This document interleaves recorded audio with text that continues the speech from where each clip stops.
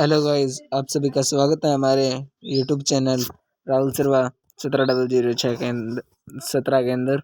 आज हम दुर्गा भाभी पाठ के प्रश्न उत्तर करेंगे जो कि उत्तरा किताब से है। मैं हर वीडियो में ये कहता हूँ कि इसका सल्यूशन मेरे अलावा और कहीं नहीं मिलेगा, चाहे तो आप यूट्यूब पर जाकर देख सकते हैं। तो हमारा पहला प्रश्न है पाठ 8 का। दुर्गा भाभी का प्रश्न है, दुर्गा भाभी का जन्म कब और कहाँ हुआ?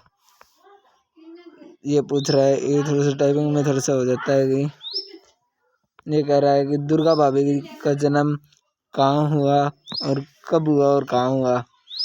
तो उत्तर में लिखना है हमें कि 7 अक्टूबर कब 7 अक्टूबर 1907 को इलाहाबाद में दुर्गा भाभी का जन्म हुआ था। सेकंड प्रश्न दोस्तों, दुर्गा भाभी का विवाह किसके साथ हुआ था? दूसरा प्रश्न एक बार फिर से देखिए, दुर्गा भाभी का विवाह किसके साथ हुआ था? उत्तर, दुर्गा भाभी का विवाह भगवती चरण बोहर के साथ हुआ था। दुर्गा भाभी का विवाह किसके साथ हुआ था? ये 1 नंबर में आया है ना, तब तो आप इतना ही लिख सकते हो कि भगवती चरण बोस के साथ हुआ था। लेकिन ये 2 नंबर में प्रश्न आता है तो इसके समय आपको लिखना है कि इसके अंदर ऐड करना है कि विवाह के समय दुर्गा भाभी मात्र और मात्र सिर्फ 11 वर्ष की थी। दुर्गा भाभी या दुर्गा देवी और उनके पति दोनों क्रांतिकारी विचारक थे, यानी क्रांतिकारी करने वाले व्यक्ति थे जो देश को आज़ाद कराना चाहते थे, विचारक थे, तथा अपने देश को स्वतंत्र कराना चाहते थे, यानी आज़ाद कराना चाहते थे। स्वतंत्र यानी आज़ाद। हमारा देश कब आज़ाद हुआ?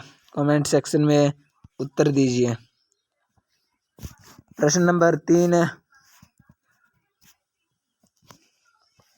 असेंबली में कब व किसने बम धमाका किया?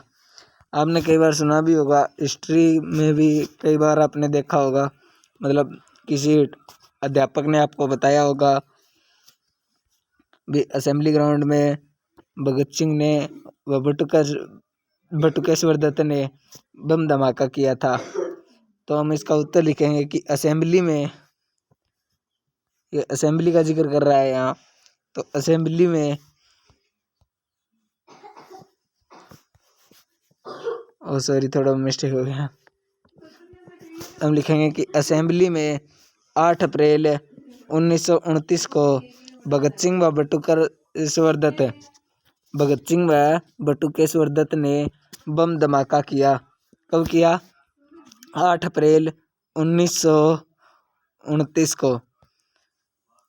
प्रश्न नंबर 4 है, सैंडर्स जिसका वध किया था भगत सिंह ने, सैंडर्स वध के बाद सुखदेव द्वारा क्रांतिकारियों को सहयोग देने के प्रश्न पर दुर्गा भाभी ने क्या विचार व्यक्त किया? भी सैंडर्स की जब वध हो गया था तब दुर्गा भाभी ने सुखदेव को क्या कहा या उनके बीच में क्या बात चली? तो उत्तर लिखेंगे हम, सैंडर्स के वध के बाद सुखदेव द्वारा क्रांतिकारियों को सहयोग देने के प्रश्न पर दुर्गा भाभी ने न केवल तत्काल हाँ भर ली, अपितु अपनी ओर सहयोग के लिए उन्हें 500 रुपये दिए। यानी सैंडर्स वध के बाद जब सैंडर्स का युद्ध हुआ था तब सुखदेव एक क्रांतिकारी के सहयोग देने के लिए दुर्गा भाभी ने हाँ भी भरी और अपना 500 रुपये का सहयोग दिया। उन्होंने कहा कि वह केवल एक क्रांतिकारी की पत्नी नहीं है, अपितु खुद भी एक क्रांतिकारी है।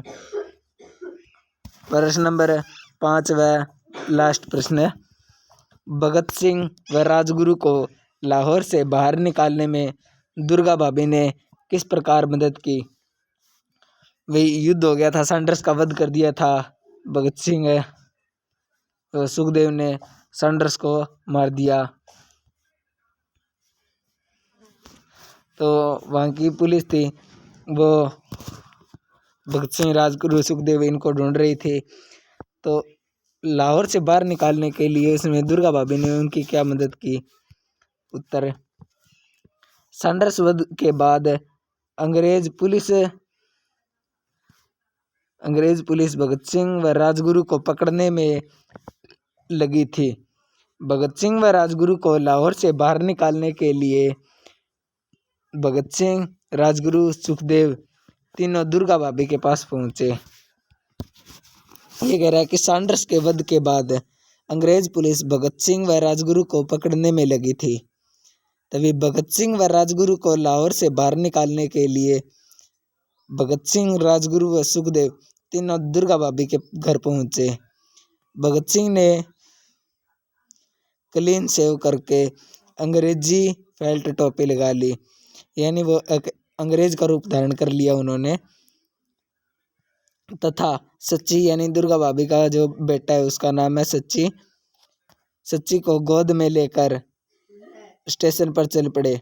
उनके पीछे दुर्गा भाभी ऊंची हील की सैंडल पहने हुए, पर्स यो महिलाएं रखती हैं वो पर्स लटका कर मैम साहेब बनकर, यानी अंग्रेज की पत्नी वो, जैसे हम तो अंग्रेज नहीं कह देते हैं, वह भगत सिंह के पीछे पीछे चली गई।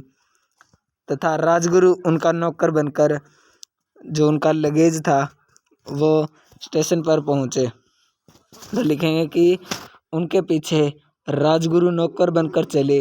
रेलवे स्टेशन पर पहुंचकर भगत सिंह व दुर्गा भाभी पति पत्नी के रूप में प्रथम श्रेणी के डिब्बे में तथा राजगुरु तृतीय श्रेणी के डिब्बे में सवार हुए।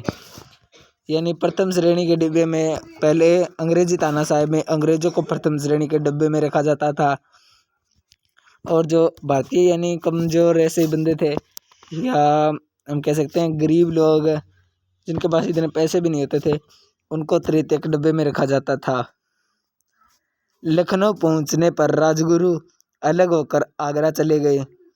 तब वो लखनऊ पहुंचे, तब दुर्गा भाभी व भगत सिंह से राजगुरु अलग हो गए तथा कहाँ चले गए, वह आगरा चले गए।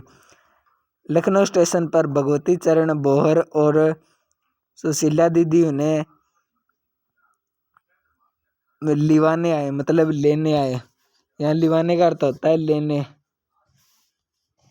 हम कहते हैं स्टेशन पर मुझे तो ये लेने आया, मेरा भाई लेने आया, मामा लेने आया, काका लेने आया, और लिवाने होता है। इस प्रकार लाहौर से भगत सिंह व राजगुरु को बाहर निकालने का श्रेय दुर्गा भाभी को जाता है।